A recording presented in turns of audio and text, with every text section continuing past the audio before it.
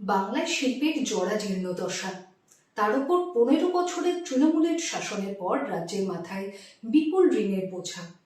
তবে বিভিন্ন মহলে চলছে চর্চা, শুক্রবার কেন্দ্রীয় অর্থমন্ত্রী নির্মলা সীতারামনের সাথে রাজ্যের মুখ্যমন্ত্রী শুভেন্দু অধিকারী এবং বিজেপির রাজ্য সভাপতি শ্রমিক ভট্টাচার্যের আসন্ন বৈঠক শেষে কি রাজ্য পেতে চলেছে বিশেষ কোনো অর্থনৈতিক প্যাকেজ? ৩৫ বছরে সিপিএম জমানায় রাজ্যে লোন হয়েছিল বিশাল অঙ্কের। তারপর 15 বছরের তৃণমূলের শাসনকালে যা এসে দাঁড়ায় প্রায় 8.15 লাখ কোটি টাকায়। বর্তমানে রাজ্যে চলছে বিজেপির সরকার, ডাবল ইঞ্জিন সরকার।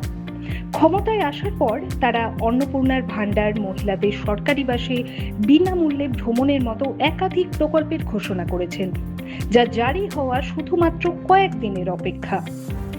ঋণের বোঝা সামলে এইসব বিভিন্ন প্রকল্প চালু রাখা কি রাজ্যের বিজেপি সরকারের কাছে চ্যালেঞ্জ হয়ে উঠবে, নাকি প্রধানমন্ত্রী নরেন্দ্র মোদী, কেন্দ্রীয় অর্থমন্ত্রী নির্মলা সীতারামন বাংলার জন্য কোনো আর্থিক প্যাকেজ ঘোষণা করবেন?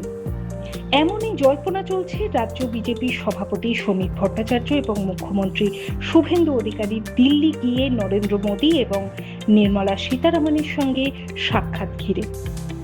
প্রসঙ্গত উল্লেখ্য, পশ্চিমবঙ্গের জন্য আর্থিক রোডম্যাপ ঠিক করা, কেন্দ্রীয় বিনিয়োগ, অংশীদারি বাড়ানো, বিভিন্ন কেন্দ্রীয় প্রকল্প রূপায়ণ, শিল্পায়ন প্রসঙ্গে কেন্দ্রীয় অর্থমন্ত্রী নির্মলা সীতারামনের সঙ্গে বৈঠক করতে বুধবার দিল্লি পৌঁছান রাজ্য বিজেপি সভাপতি। আবার বৃহস্পতিবার দিল্লি পৌঁছান রাজ্যের মুখ্যমন্ত্রী শুভেন্দু অধিকারী। শুক্রবার প্রধানমন্ত্রী নরেন্দ্র মোদীর সঙ্গে বৈঠক হতে পারে তার।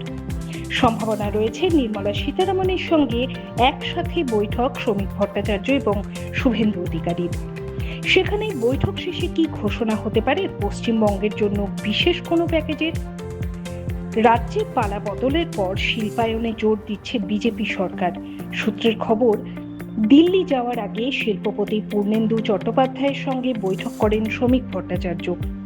বিজেপির দাবি, পালা বদলের পর অনেকেই পশ্চিমবঙ্গে শিল্পে লগ্নি করতে আগ্রহী। এখন দেখার বাংলার জন্য কোনো বড় অর্থনৈতিক প্যাকেজ ঘোষণা করছেন কিনা কেন্দ্রীয় অর্থমন্ত্রী নির্মলা সীতারামন অথবা প্রধানমন্ত্রী নরেন্দ্র মোদী, সেটা সময়ের অপেক্ষা।